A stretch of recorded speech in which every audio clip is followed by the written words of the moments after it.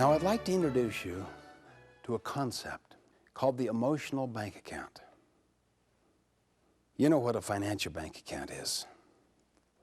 If you were my banker and I were to make many, many deposits into this bank account, it would gradually get larger and larger. I could even take withdrawals from it, but I have great reserve capacity. An emotional bank account is like that as well. You could make many, many deposits over a period of time, which would build my reserve capacity with you. If I make a mistake,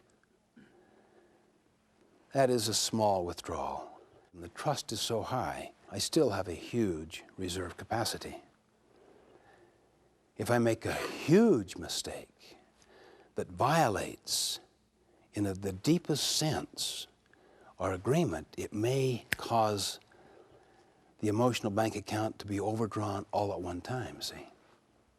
The concept of the emotional bank account is the production capability side of human relationships, of human interaction. Now, any metaphor, if pushed far enough, will tend to break down, including this one. You don't make deposits in order to take withdrawals. Nevertheless, if you have a high emotional bank account, if the quality of that relationship is so good and the trust is so high, you can, in fact, make mistakes. You can take withdrawals.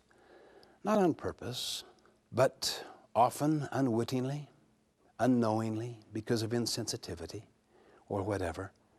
But people understand. Just to illustrate, how many have a high emotional bank account with somebody, a trust relationship with someone? Think of that person, that it is so high you can communicate with them almost without words.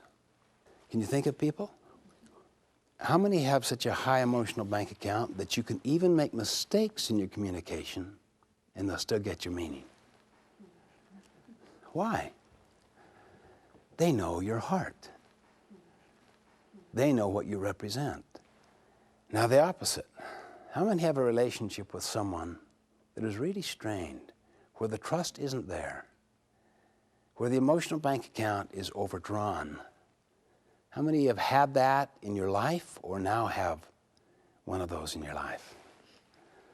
Now what happens when you communicate? What happens when you are very clear in your communication? It won't take. They're always looking for the hidden agendas. They're reading between the lines. What's going on here really? And if you make a small mistake, boy, that thing can be blown all out of proportion. Talk about drowning in a puddle. Talk about exacerbating some small little weakness into a major character flaw or something like that. What originally began as just simple misunderstandings are exacerbated until they become major communication breakdowns. Some people even call them personality conflicts. I was doing a seminar one time on the Oregon coastline. It was so beautiful that we actually held our meetings outside. People just wanted to be immersed in this nature. A lovely day, it was warm.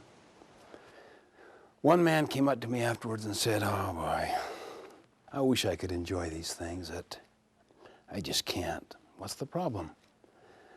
"Well, I don't know, my wife just grills me like you can't believe. I mean, she just doesn't trust me, and she constantly examines every part of my life. Where have you been? What did you do? Who did you go with? What did you do tonight? Who'd you go to dinner with? And who can I call to check up on all this?"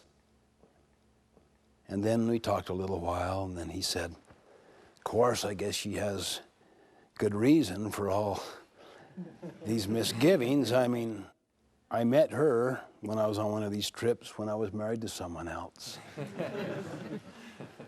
And I remember saying to him, "You cannot talk yourself out of problems you behave yourself into.